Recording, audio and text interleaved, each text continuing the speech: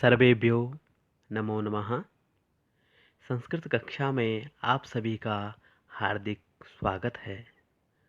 आज हम संस्कृत पाठ्यपुस्तक रुचिरा भाग 3 कक्षा अष्टमी का एकादश पाठ पढ़ेंगे, जिसका नाम है सावित्री बाई फूले।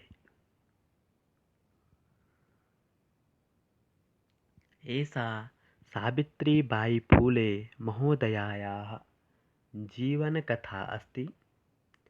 अत्र तस्याः जीवनसम्बद्धाः घटनाः सन्ति।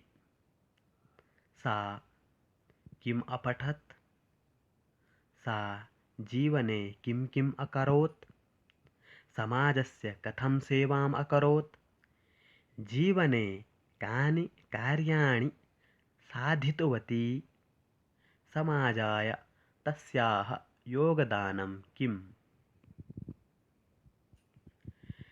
शिक्षा हमारा अधिकार है। हमारे समाज में कई समुदाय इससे लंबे समय तक वंचित रहे हैं।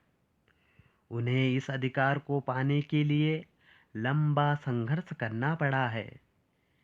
लड़कियों को तो और ज़्यादा अवरोध झेलना पड़ता रहा है। प्रस्तुत पाठ इस संघर्ष का नेतृत्व करने वाली प्रातस्मरणीय एवं अनुकरणीय महिला शिरोमणि सावित्रीबाई फूले के योगदान पर केंद्रित है। उपरि निर्मितं चित्रं पश्यत। ऊपर निर्मित चित्र देखिए। इदं चित्रं कस्याश्चित् पाठशालायाः वर्तते। यह चित्र किसी पाठशाला का है। इयं सामान्या पाठशाला नास्ति। यह सामान्य पाठशाला नहीं है। इयमस्ति महाराष्ट्रस्य प्रथमा कन्या पाठशाला। यह महाराष्ट्र की प्रथम कन्या पाठशाला है। एका शिक्षिका गृहात् पुस्तकानि आदाय चलति। एक शिक्षिका घर से पुस्तकें लेकर जा रही हैं। मार्गे कश्चित् तस्याः उपरि धूलिं कश्चिच्च प्रस्तरखण्डान् क्षिपति। रास्ते में कुछ लोग उसके ऊपर मिट्टी एवं कुछ पत्थर फेंकते हैं, परं सा स्वदृढ़निश्चयात् न विचलति। परंतु वह अपने दृढ़ निश्चय से विचलित नहीं होती है। स्वविद्यालये कन्याभिः सविनोदम् आलपन्ती सा अध्यापने संलग्ना भवति। अपने विद्यालय में लड़कियों के साथ हंसी मजाक करते हुए वह अध्यापन कार्य में संलग्न रहती है। तस्याः स्वकीयम् अध्ययनमपि सहैव प्रचलति। उनका अपना अध्ययन भी साथ साथ चलता है। केयं महिला, यह महिला कौन है? अपि यूयम् इमां महिलां जानीथ, क्या तुम इस महिला को जानते हो? इयमेव महाराष्ट्रस्य प्रथमा महिला शिक्षिका सावित्रीबाई फूले नामधेया। यही महाराष्ट्र की प्रथम शिक्षिका सावित्रीबाई फूले हैं। जनवरी मासस्य तृतीये दिवसे 13अधिक-अष्टादशशततमे ख्रीस्ताब्दे महाराष्ट्रस्य नायगांव नाम्नि स्थाने सावित्री अजायत। इनका जन्म 3 जनवरी 1831 को नायगांव महाराष्ट्र में हुआ था। तस्याः माता लक्ष्मीबाई पिता च खण्डोजी इति अभिहितौ। इनकी माता लक्ष्मीबाई एवं पिताजी खण्डोजी थे। नववर्षदेशीया सा ज्योतिबा फूले महोदयेन परिणीता। जब सावित्रीबाई मात्र 9 साल की थी तब उनकी शादी ज्योतिबा फूले के साथ हो गई। सोऽपि तदानीं त्रयोदश वर्षकल्पः एव आसीत्, जो कि स्वयं भी उस समय मात्र 13 वर्ष के थे। यतो हि सः स्त्रीशिक्षायाः प्रबलः समर्थकः आसीत्, क्योंकि वह ज्योतिबा फूले स्त्री शिक्षा के प्रबल समर्थक थे। अतः सावित्र्याः मनसि स्थिता अध्ययनाभिलाषा उत्साहं प्राप्तवती। अतः सावित्री के मन में भी स्थित अध्ययन की इच्छा बढ़ गई। इतः परं सा साग्रहम् आङ्ग्लभाषाया अपि अध्ययनं कृतवती। इसके बाद उन्होंने आग्रहपूर्वक अंग्रेजी भाषा का भी अध्ययन किया। 848 ख्रीस्ताब्दे पुणेनगरे सावित्री ज्योतिबा महोदयेन सह कन्यानां कृते प्रदेशस्य प्रथमं विद्यालयम् आरभत। सन 1848 पुणे नगर में सावित्री ने ज्योतिबा फूले के साथ बालिकाओं के लिए प्रदेश का पहला विद्यालय शुरू किया। तदानीं सा केवलं 17 वर्षीया आसीत्। उस समय वह मात्र 17 वर्ष की थी। 1588 ख्रीस्ताब्दे अस्पृश्यत्वात् तिरस्कृतस्य समुदायस्य बालिकानां कृते पृथक्तया तया अपरः विद्यालयः प्रारब्धः। सन 1851 में छुआछूत के कारण अपमानित समाज की बालिकाओं के लिए सावित्रीबाई ने अलग से एक विद्यालय की स्थापना की। सामाजिक कुरीतीनां सावित्री मुखरं विरोधम् अकरोत्। समाज में फैली बुराइयों का सावित्री ने खुलकर विरोध किया। विधवानां शिरोमुण्डनस्य निराकरणाय सा साक्षात् नापितैः मिलिता। विधवाओं के सिर मुंडवाने से संबंधित प्रथा को बंद करने के लिए वह नाइयों से भी मिली। फलतः केचन नापिताः अस्यां रूढौ सहभागिताम् अत्यजन्। इसके फलस्वरूप कुछ नाइयों ने इस रूढ़िवादी धारणा को त्याग दिया।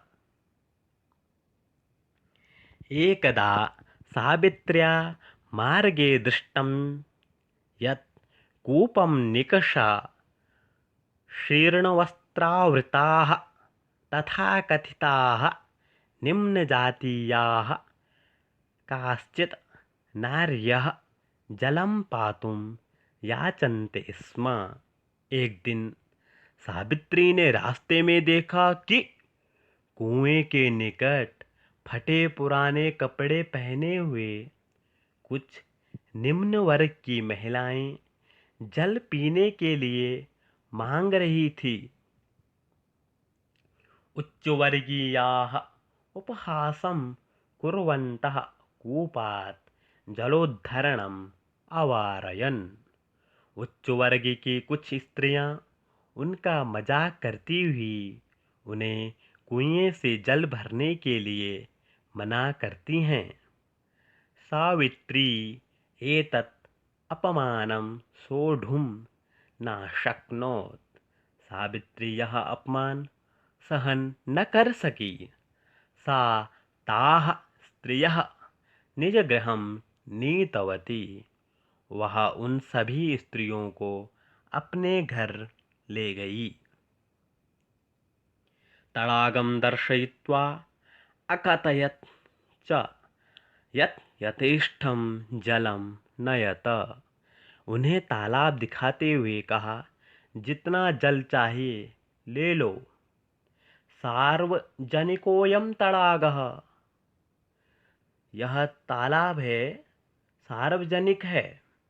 अस्मात् जलग्रहणे नास्ति जातिबंधनम। इससे जल लेने में कोई जाति बंधन नहीं है।